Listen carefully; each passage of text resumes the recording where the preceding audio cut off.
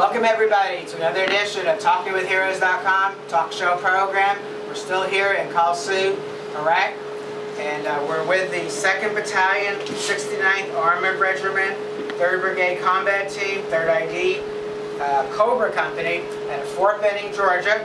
And what we're going to do is do a whole series of interviews here.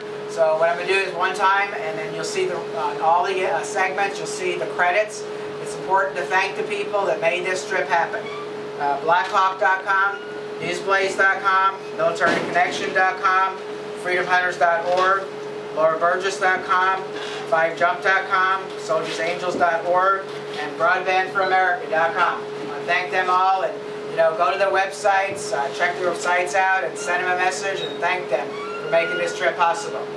So what we're going to do here right now is, as you can see on the camera, folks, there's a group of soldiers sitting here. We're just going to kind of go around with the mic, and let's start with you, sir.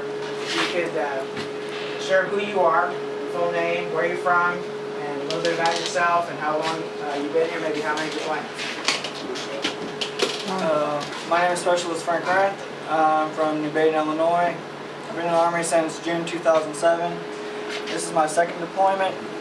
I first deployed back in December 2007 to May 2008 up in Baghdad, and I've been here at Kalsu since October 2009, and it's been a pretty slow deployment. Okay, folks watching this, if you see the little camera shift, we just traded. I'm behind the camera now. Go ahead, sir. Alright, I'm Specialist Ethan Longo from Oakley, California. It's my first deployment. Been out here for about 10 months so far. Just trying to do whatever I can to help.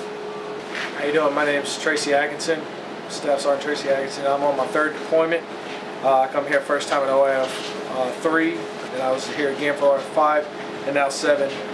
This deployment is a lot different than the last, being in the Advise and Assist Brigade instead of a combat unit like normal. So it's a lot different, but definitely some improvements from what we've seen in the past. So this country's going in the right way, and it's getting better. It's not nothing like how it was the first time. So people back home really haven't heard much about the transition, really haven't heard a lot about progress. So having had 3 deployments, you've seen that firsthand, right? I definitely have, and I remember the first time we came here rolling through Baghdad on hets on tanks, and it was definitely an experience then. You'd see a lot of things that you won't see today, and it's a lot of hard work from a lot of soldiers and the people back home and everybody who sponsored us and supported us through the whole way. It's definitely working, and it's a good thing. Great. Thank you. I'm Specialist Jonathan Potter. I'm from Mountain City, Tennessee. I've been in the Army for 3 years. This is my 2nd tour over here. And like Sergeant Atkinson was saying, it's a lot different in this deployment from last deployment. And I just like to thank everybody that's supported us and been with us. I'm First Lieutenant Zach Rucho from Matthews, North Carolina, right outside Charlotte.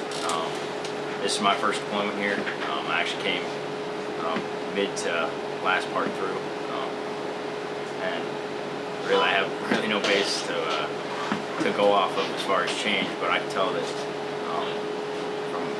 from the training I've had and the experiences that past NCOs have shared with me, I can tell that this country is improving in various ways, and that the Iraqis themselves are finally realizing that they need to take their own future to their own hands, and they're doing that. So, excellent. Hey, my name is Specialist Gene Floyd from Aislinn, South Carolina. This is my 3rd deployment here. I was here with Sergeant Atkinson 2005, again in 2007, 2008, and back again for 2009, 2010. There's a huge difference. It's like night and day between the way it was in 2005 and the way it is now. Most of the time you don't even hear of anything happening in the country right now that's directed against us. So it's changed a whole lot since then. That's it. Okay.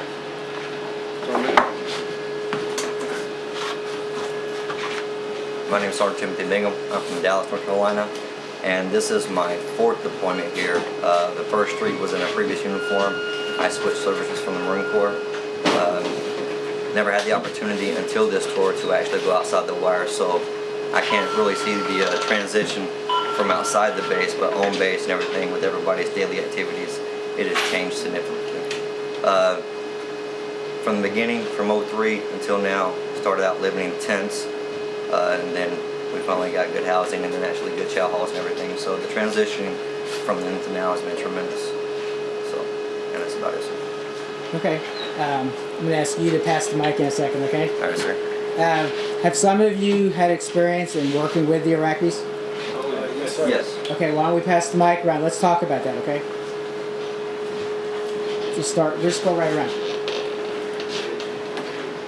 That's, what do you want to know, sir? You kind of in a big field. You make friends? Did you help train them? In 2005, we did a lot of training and tried to stand up what was the ING, and which is the Iraqi National Guard. It changed to the Iraqi Army officially, and quite honestly, they were garbage back then. They were nothing but a civilian with a gun, and now they're squared away. You can actually tell who's in charge, who's doing what, where the people are going. They move with a purpose for the most part. I mean, they're still soldiers, so. But when you send them to do something, they'll actually do it now. Instead of telling you they did it without doing it, you don't have to guide them through every step of the way. Sure. Which is really nice. I know these guys appreciate it. I'm in the top now, so I just support them that actually go outside the wire. But I roll out with them sometimes. As far as, there's no way to compare the way it was to what it is now. So we've come a long way in this country as far as training them, and they took charge and they're doing their own things now, independent of us, and learning how to run their country. Absolutely. I can relate to what you're saying though, because I only come over short periods of times, but I've been embedded with them a number of times, and you can see the difference over the years. Yeah. As far as interaction I've had with the ISF, the Iraqi Security Forces over here, most times, I don't know if everybody understands the SOFA agreement we have over here, but we're pretty much here because the Iraqi government wants us here at the present moment. But that means everything that goes on over here is pretty much run by the Iraqi security forces and the Iraqi government. So most times when we have to roll out of the wire, roll out of the gate, we have to go with an international police escort, or an Iraqi police escort, or the Iraqi army escort. And most times they're very willing to send as many trucks as they can.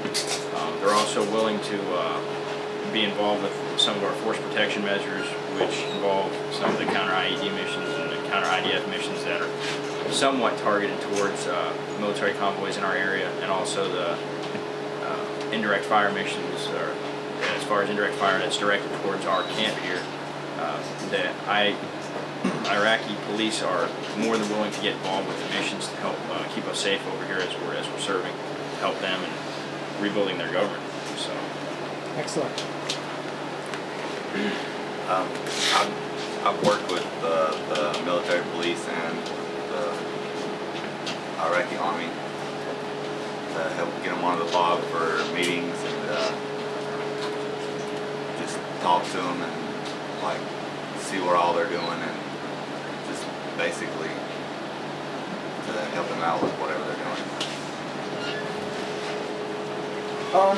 The Iraqi army, they've made tremendous strides, especially compared to when we started in 05. I remember we started off in Bakuba, we got stationed for my first deployment. The IA started off with about 1,500 soldiers that first 9 months of our deployment, which was a 12-month deployment. The first 9 months we started off with 1,500 IA. By the end of my deployment, we were down to 150 because the guys were underpaid, they were underfunded, they didn't have proper equipment, so they were leaving. They didn't want to be here, they were afraid. OIF 5, we came back. We worked with guys in Baghdad, mostly around southern Baghdad, and it was really nice. The Iraqi army was there every day. They were willing to train, they were willing to work. We had missions sometimes twice a day, and all we had to do was call them. They were there. They were ready to learn, and they were always asking questions. We were also part of helping set up what is now known as the Sons of Iraq. It's not as big as it was back for the surge for 2007, and they really helped out. Those guys started sitting on all the street corners. They posted up. They did a great job. Today, the Iraqi Army, they have come so far that when we're talking to them, they'll tell us, you know, we're confident, we're ready to take over our country, we want this. And they like having us here, but at the same time, they're starting to show the fact that they want us away. They want to show that they can do it. Absolutely. And so it's a good thing. They've came a long ways, and they're very good. So hopefully they continue. As far as just Iraqi people, so this is my first deployment, and I had a lot of expectations of what I was going to see, and I didn't expect to be working with so many Iraqis before I came here, but working with them, you realize more that they're people just like everybody else. I play soccer with the people that work on the FOB, you know, sometimes, stuff like that. They got families, they care about their families, you know, the basic things to live by that we do also, just a different religion, you know. As far as the Iraqi police, they're pretty squared away. They help us out a lot, and they're not too bad. They're just, you know, they're trying to work, trying to support their families as well. And the Iraqi Army, they do a great job too. Pretty much all these other guys hit the hammer on the head with the Iraqi Army and the Iraqi police. Whatever. And these people are real eager to take over the country and show the world that they are moving up in the world. The people are just like everyone else. They're eager to know about the American culture too, and they do almost anything to try to be your friend. They ask about you, and they're always asking if you have a family and everything. So they're just like everyone else. Okay. Do you all get care packages and letters here? Let's go around real quick. I'll have to start another segment here in a few minutes, but let's just go around and just talk about that and what it means to you. We do get care packages, and it's a big morale booster to know that we got people back in the States wanting to take care of us and make sure that we're doing good over here, and that they can't wait till we get back home. Okay. Yeah, I've received numerous care packages. It's great to see the support of people back in the United States still. You know, the war's been going on for so long, but also it's great to have stuff that we can't get here for the missions and stuff like that. But I really enjoy seeing the support of everybody back home. Care packages are nice.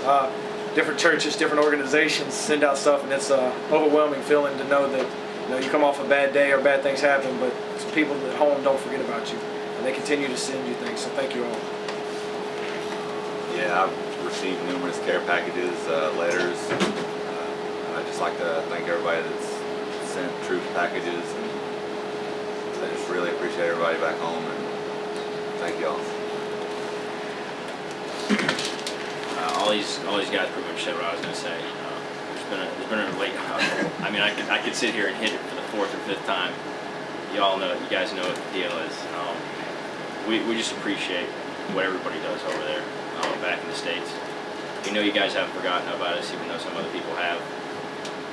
Thanks, and just, you know, remember to keep those soldiers and service members still in Afghanistan, the ones that are still going back here for another year, in your thoughts, and keep sending the care package. I know they need it.